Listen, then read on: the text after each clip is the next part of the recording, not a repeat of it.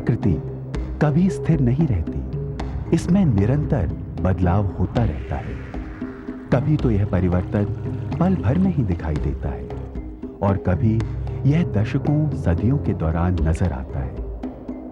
आज ऐसी ही एक प्रक्रिया हमारे सामने कई सवाल खड़े कर रही है। हमारी बदलती जलवायु। क्या जलवायु में हो रहा यह परिवर्तन अटल है या एक ऐसा प्राकृतिक चक्र है जो पृथ्वी के सदियों पुराने अतीत का भाग है? इस गर्म होती दुनिया में हमारे लिए आगे क्या रास्ता है?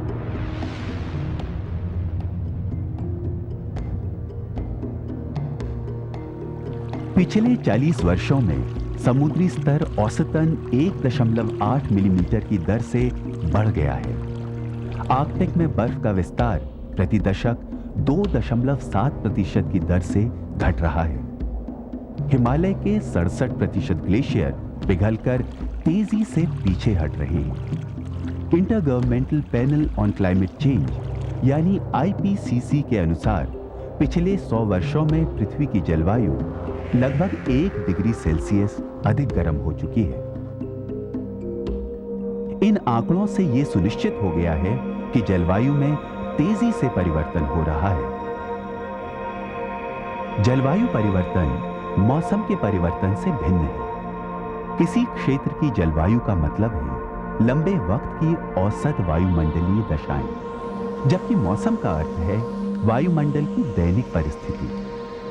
उदाहरण के लिए राजस्थान की जलवायु मुख्यतः गर्म और शुष्क है, लेकिन कुछ दिनों में जयपुर का मौसम तूफानी, धूपदार या बरसाती हो सकता है। जलवायु का परिवर्तन दशकों बल्कि सदियों में होता है। जलवायु प्रणाली के 5 प्रमुख अंग हैं: वायुमंडल, जलमंडल, हिममंडल, भूमितल और जैव मंडल। इनके बीच होने वाली अंतःक्रिया के कारण यह बेहद जटिल है। जलवायु परिवर्तन कई आंतरिक और बाहरी कारकों पर निर्भर है। सूर्य पृथ्वी को ऊष्मित करता है, जिससे जलवायु संबंधी प्रक्रियाएं चालित होती हैं। जब सूर्य से आने वाली ऊर्जा और पृथ्वी से बाहर जाने वाली ऊष्मा का संतुलन बिगड़ जाता है, तो पृथ्वी की जलवायु में परिवर्तन आता है। लेकिन यह संतुलन किस तरह कायम रहता है? सूर्य से पृथ्वी 150 मिलियन किलोमीटर दूर है। इस दूरी की वजह से पृथ्वी को बहुत ठंडा ग्रह होना चाहिए था। इस कदर ठंडा कि इस पर जीवन संभव ही नहीं होता। तो फिर कैसे पृथ्वी पर जीवन संपोषित होता है? पृथ्वी का वायुमंडल कई गैसों से निर्मित है। इसमें 79% नाइट्रोजन, 20% ऑक्सीजन और 1% अन्य ट्रेस गैसें मौजूद हैं। ये ट्रेस गैसें हैं carbon dioxide, methane, nitrous oxide और वाटर वेपर यानी जल वाष्प। हालांकि वायुमंडल में इनकी मात्रा सूक्ष्म है, पृथ्वी पर इनका बहुत गहरा प्रभाव पड़ता है। इन गैसों को ग्रीन हाउस गैसेस कहते हैं। ये पृथ्वी के चारों ओर एक चादर सी बना देती हैं, जो शीशे के बने ग्रीन हाउस की तरह काम करती है। ये गैसें सूर्य की किरणों या प्रकाश को अपने में से गुजरने देती हैं। इससे पृथ्वी की सतह गर्म हो जाती है। पृथ्वी द्वारा जज्ब हुई ऊष्मित ऊर्जा का इंफ्रारेड रेडिएशन के रूप में विकिरण होता है। ये गैसें इस इंफ्रारेड रेडिएशन को जज्ब करके सभी दिशाओं में रेडिएट यानी विकिरित करती हैं। पृथ्वी की ओर दोबारा उत्सर्जित रेडिएशन से पृथ्वी और ज्यादा गर्म हो जाती है। इस प्रक्रिया को ग्रीन हाउस इफेक्ट कहते हैं। इससे पृथ्वी का तापमान वांछित स्तर पर कायम रहता है। वायुमंडल में इन गैसों की मात्रा में वृद्धि से ग्रीन हाउस इफेक्ट तीव्रतर हो सकता है। लेकिन पृथ्वी पर हमेशा अनुकूलतम तापमान कभी मौजूद नहीं रहा। आज एंटार्क्टिका, ग्रीनलैंड और उत्तरी रूस जैसे क्षेत्र बर्फ और हिम की चादरों से ढके हुए हैं। परंतु ये उन कॉन्टिनेंटल आइस शीट्स यानी महाद्वीपीय हिम परतों के अवशेष हैं जिनसे पृथ्वी सदियों पहले ढकी हुई थी। पिछले 50 करोड़ वर्षों के दौरान भूमंडलीय गर्मी और शीत के लंबे लंबे कई दौर चलते रहे हैं। हर दौर 10 करोड़ या अधिक वर्षों का था। भूमंडलीय शीत की लंबी अवधि में हिमपर्तों और ग्लेशियरों का विस्तार बढ़ जाता है। इसे आइस एज यानी हिमयुग कहते हैं। एक हिमयुग की उम्र लगभग 1 लाख साल की होती है। पृथ्वी पर पिछला हिमयुग तकरीबन 14,000 साल पहले खत्म हुआ था। उस समय यूरोप और उत्तरी अमेरिका का अधिकांश हिस्सा विशाल हिमपर्तों से आच्छादित था। लेकिन बार बार होने वाले इस परिवर्तन की क्या वजह है? पृथ्वी अपनी एक्सिस यानी अक्ष पर घूमती है, जो कि 23.5 डिग्री पर झुका रहता है। यही झुकाव पृथ्वी की जलवायु में छोटी अवधि के परिवर्तन लाता है, जिन्हें हम ऋतु परिवर्तन कहते हैं। जब नॉर्थ पोल यानी उत्तर ध्रुव का झुकाव सूर्य की ओर होता है, तो नॉर्दर्न हेमिस्फीयर यानी उत्तरी गोलार्ध में गर्मी का और सदर्न हेमिस्फीयर यानी दक्षिणी गोलार्ध में सर्दी का मौसम होता है। पर ऐसे कुछ परिवर्तन भी हैं जो लंबे समय में पृथ्वी की जलवायु को उग्र रूप से प्रभावित करते हैं। पृथ्वी अपनी इलिप्टिकल ऑर्बिट यानी दीर्घवृत्तीय कक्षा में सूर्य की परिक्रमा करती है। इस कक्षा का आकार स्थिर नहीं है। 98,000 साल के एक चक्र में इसका आकार सर्कुलर यानी वृत्तीय से दीर्घवृत्तीय हो जाता है। इसके अलावा 41,000 साल के एक चक्र के दौरान पृथ्वी के अक्ष का झुकाव कोण 22 डिग्री और 24.5 डिग्री के बीच झूलता रहता है। पृथ्वी पर पहुंचने वाले सोलर रेडिएशन यानी सौर विकिरण का परिमाण इन्हीं कारकों पर निर्भर है। कहा जाता है कि इन्हीं परिवर्तनों के फलस्वरूप पृथ्वी के हिम परतों में घटत या बढ़त होती है।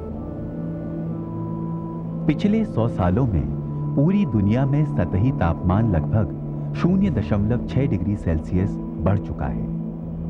लेकिन ध्रुवीय क्षेत्रों में तापमान कहीं अधिक पैमाने पर बढ़ा है। एंटार्क्टिका और उत्तरी रूस में पिछले 50 वर्षों के दौरान तापमान 2 डिग्री सेल्सियस बढ़ गया है। ग्रीन हाउस गैसों, खासकर कार्बन डाइऑक्साइड की मात्रा में लगातार हो रही वृद्धि इस परिवर्तन का मुख्य कारण है। प्राकृतिक प्रक्रियाओं द्वारा कार्बन का संतुलन बना रहता है। ऐसा कार्बन चक्र के जरिए होता है। सभी जीवित वस्तुओं में कार्बन खास तत्व है। यह प्रकृति में गैस कार्बन डाइऑक्साइड के रूप में पाया जाता है। ये फॉसिल ईंधनों, कई चट्टानों, समुद्री जानवरों की खालों, पेड़ पौधों और मिट्टी में सड़े जैविक पदार्थ के रूप में पाया जाता है। ये महासागरों की जलराशि में भी घुला रहता है। वायुमंडल, जलमंडल, जैवमंडल और तलछट के बीच कार्बन का तबादला चलता रहता है। यह श्वसन, सड़न, मौसम की मार और दहन जैसी प्रक्रियाओं के कारण होता है। वायुमंडल में मौजूद कार्बन डाइऑक्साइड का इस्तेमाल पेड़ पौधे फोटोसिंथेसिस के दौरान करते हैं। सूर्य के प्रकाश की मौजूदगी में पेड़ पौधे कार्बन डाइऑक्साइड को जज्ब करके ऑक्सीजन रिहा करते हैं। जब वनस्पति का क्षय होता है तो कार्बन ऑक्सीजन के रहते कार्बन डाइऑक्साइड में बदलकर वापस हवा में मिल जाता है। महासागर कार्बन के बड़े सिंक हैं। कुछ समुद्री जीव कार्बन डाइऑक्साइड को टिश्यू यानी ऊतक या कठोर कवच में बदल देते हैं। ये जीव मरने और सड़ने पर समुद्र तल पर जमा हो जाते हैं। इसलिए इनमें कैद कार्बन वायुमंडल में रिहा नहीं होता। लेकिन अभी हाल में मनुष्य की दखलंदाजी वायुमंडल में कार्बन डाइऑक्साइड की मात्रा को बहुत तेज रफ्तार से बढ़ा रही है। इससे कार्बन का प्राकृतिक संतुलन बिगड़ रहा है। औद्योगिक युग उपरांत कोयला, तेल, पेट्रोल और प्राकृतिक गैस जैसे फॉसिल ईंधनों के दहन से कार्बन डाइऑक्साइड के उत्सर्जन में अप्रत्याशित वृद्धि हो गई। पृथ्वी के भीतर से फॉसिल ईंधनों को निकालने का मतलब है लाखों साल से दबे पड़े कार्बन को बाहर लाना। वायुमंडल में कार्बन डाइऑक्साइड का वर्तमान स्तर 380 पार्ट्स पर मिलियन अर्थात पीपीएम है, जो औद्योगिक क्रांति पूर्व काल से लगभग 100 पीपीएम अधिक है। परिवहन और उद्योग क्षेत्र ग्रीन हाउस गैसों का सबसे अधिक उत्सर्जन करते हैं। ऐतिहासिक संदर्भ में कार्बन डाइऑक्साइड उत्सर्जन के लिए मुख्य रूप से औद्योगिक देश जिम्मेदार है। औसतन अमेरिका का एक व्यक्ति भारत के एक व्यक्ति की तुलना में 8 गुना अधिक ऊर्जा का उपभोग करता है। अमेरिका जैसे विकसित देश प्रति व्यक्ति कार्बन डाइऑक्साइड का जितना उत्सर्जन करते हैं, वो भारत जैसे विकासशील देशों की तुलना में बहुत ज्यादा है। यदि ऊर्जा उपभोग का यही स्तर बना रहा तो जलवायु परिवर्तन जीवन के कई स्वरूपों को प्रभावित करेगा। आईपीसीसी की चौथी आंकलन रिपोर्ट कहती है कि सन 2100 तक दुनिया के सतही तापमान में हर वर्ष 1 से 3.5 डिग्री सेल्सियस की वृद्धि होगी। 20 से 30% पशु और पौधों की प्रजातियां विलुप्त हो सकती हैं। ग्रीनलैंड और ध्रुवीय हिम परतों के पूरी तरह पिघलने पर ग्लोबल सी लेवल यानी भूमंडलीय समुद्री स्तर 15 से 95 सेंटीमीटर ऊपर उठ जाएगा। बांग्लादेश और अन्य तटीय इलाकों के करोड़ों लोग समुद्र स्तर में 1 मीटर की वृद्धि से विस्थापित हो जाएंगे। 2040 तक आर्कटिक क्षेत्र में हिम नहीं रहेगा। फिलहाल अधिकांश हिम ध्रुवीय क्षेत्रों में स्थित है। दुनिया का 2/3 ताजा पानी इस क्षेत्र की हिमटोपियों और ग्लेशियरों के रूप में जमा है। हिमालय पर्वत श्रृंखला बर्फ और हिम के सबसे बड़े स्रोतों में एक है। यह ताजे पानी का एक विराट जलाशय है। भारत में गंगा, ब्रह्मपुत्र और सिंधु जैसी प्रमुख नदियां हिमालय में स्थित ग्लेशियरों पर निर्भर हैं। जलवायु परिवर्तन इस जल स्रोत के लिए खतरा बन गया है। उदाहरण के लिए पिछले 25 सालों में गंगोत्री ग्लेशियर 850 मीटर पीछे हट गया है। 21वीं सदी के दौरान ग्लोबल वार्मिंग यानी भूमंडलीय ऊष्मन हिमालय से निकलने वाली नदियों के प्रवाह पर असर डालेगा। भारत के करोड़ों लोग अपने पानी की जरूरतों के लिए इन नदियों पर निर्भर हैं। इस कारण ये स्थिति इस आबादी के लिए एक भारी समस्या पैदा कर सकती है। नेपाली हिमालय में 3,300 ग्लेशियर हैं और इनमें से 2,300 ग्लेशियरी झीलें हैं। बढ़ते तापमान और पिघलते हिम की वजह से ये झीलें बढ़ रही हैं। अगर कोई ग्लेशियरी झील अपने किनारे तोड़कर फट पड़े तो इससे आसपास के गांवों और कस्बों में तबाही फैल जाएगी।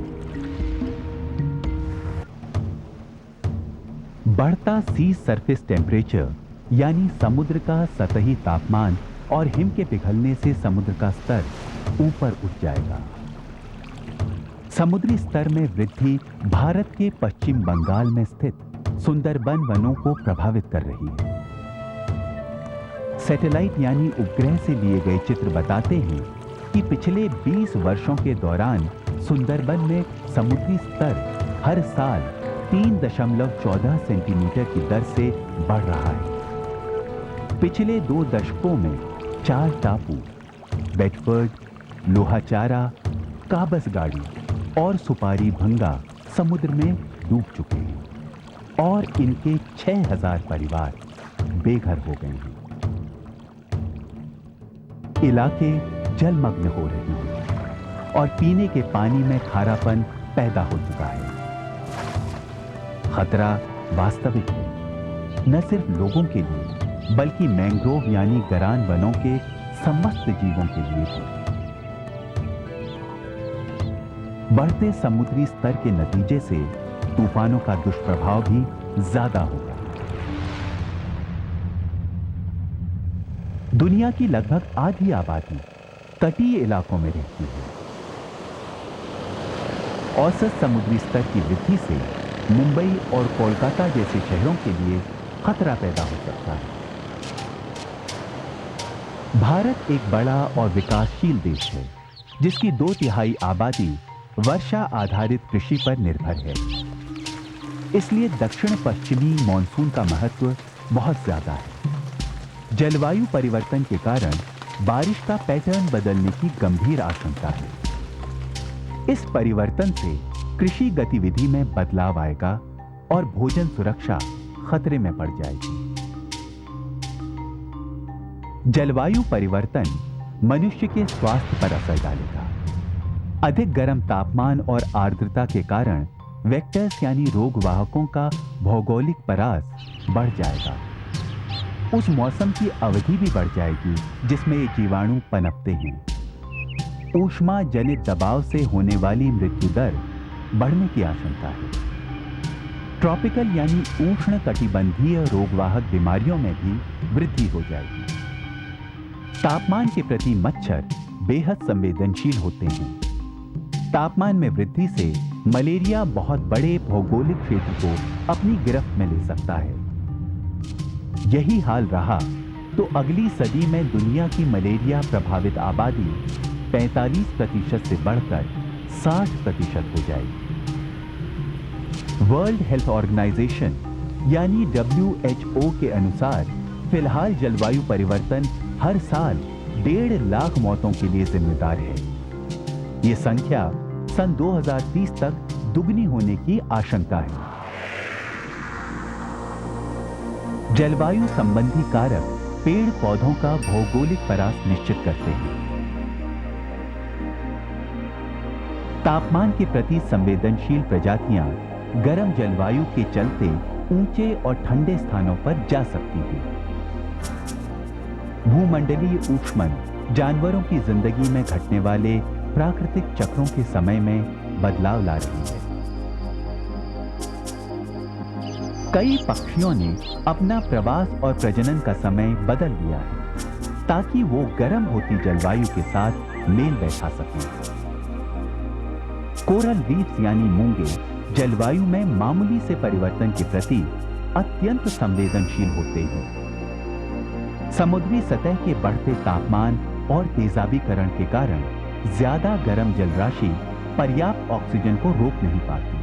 तब मूंगे ब्लीच होकर अपना दमकता रंग खो देते हैं।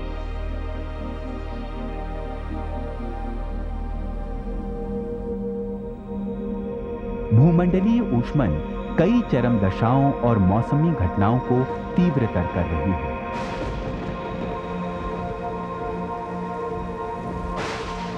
सन 1950 से हीट वेव्स यानी ऊष्मा लहरों की संख्या और व्यापकता बढ़ चुकी है। सतही तापमान में वृद्धि के कारण इवेपोरेशन यानी वाष्पीकरण की रफ्तार तेज हो गई है। फलस्वरूप सूखाग्रस्त इलाकों का विस्तार बढ़ गया है। लगातार फैलते रेगिस्तान विश्व के 25 से 30% भूक्षेत्रफल को प्रभावित कर रहे हैं।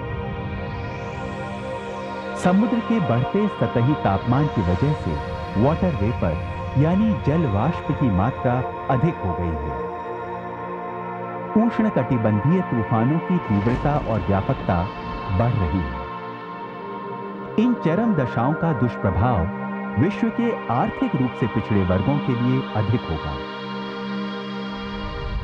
इसमें कोई शक नहीं कि जलवायु परिवर्तन मानवता के सामने एक बहुत बड़ी चुनौती पेश कर रहा है। आज इसके प्रति पूरे विश्व में जागरूकता पैदा हो गई है। कई देश जलवायु परिवर्तन के प्रभावों को कम करने की योजनाएं बना रहे हैं। ग्रीन हाउस गैसों का उत्सर्जन कम करने के लिए कई विकसित और विकासशील देशों ने क्योटो प्रोटोकॉल एग्रीमेंट का समर्थन किया है। इन प्रयासों के अलावा ऊर्जा दक्ष टेक्नोलॉजी और रिन्यूएबल यानी नवीकरणीय ऊर्जा स्रोतों का विकास करने की जरूरत है। आहिस्ता आहिस्ता सौर ऊर्जा, जल विद्युत ऊर्जा और पवन ऊर्जा जैसे नवीकरणीय संसाधनों को अपनाने से फॉसिल ईंधनों पर हमारी निर्भरता कम हो जाएगी। क्योंकि हमारी ऊर्जा जरूरतें बढ़ रही हैं, कार्बन डाइऑक्साइड के उत्सर्जन को पूरी तरह रोकना संभव नहीं है। इस समस्या का समाधान एक खास टेक्नोलॉजी द्वारा मुमकिन है जिसे कार्बन सिक्वेस्ट्रेशन कहते हैं। इस प्रक्रिया से वायुमंडलीय कार्बन डाइऑक्साइड को पकड़कर संचित किया जाता है। कार्बन डाइऑक्साइड को वातावरण में रिहा करने के बजाय उसे औद्योगिक या ऊर्जा संबंधी स्रोत से लेकर भंडारघर लाया जाएगा। यहां इसे किसी उपयुक्त भूमिगत संरचना जैसे खाली कोयले की खान में इंजेक्ट कर दिया जाएगा।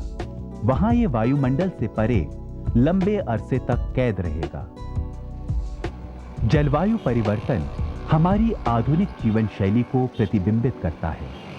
ऐसी जीवन शैली जो अत्यधिक उपभोग और ऊर्जा खपत पर आधारित है। औद्योगिक विकास के लिए जरूरी है कि वो ऐसी संस्कृति अपनाए जो ऊर्जा और प्राकृतिक संसाधनों की बचत करती हो। एक व्यापक पब्लिक ट्रांसपोर्ट सिस्टम यानी सार्वजनिक परिवहन प्रणाली स्थापित करने से सड़कों पर निजी वाहनों का उपयोग कम होगा। इससे ग्रीन हाउस गैसों के उत्सर्जन में कमी आएगी। इस संदर्भ में वन और हरे भरे इलाके महत्वपूर्ण हैं, क्योंकि ये प्राकृतिक कार्बन सिंक हैं। इसलिए वन रोपण को बढ़ावा देना बेहद जरूरी है। अपनी जीवन शैली में परिवर्तन लाने के लिए हमें व्यक्तिगत कोशिशें करनी होंगी। ऊर्जा की बचत की दिशा में कई कदम उठाए जा सकते हैं, जैसे ऊर्जा दक्ष बिजली के उपकरणों का इस्तेमाल, कागज को रिसाइकल यानी पुनर्चक्रीकृत करना और संसाधनों का समझदारी से उपयोग। इस तरह एक संपोषणीय भविष्य संभव हो सकता है। जो बदलाव हम दुनिया में देखना चाहते हैं, उसकी शुरुआत हमसे ही है।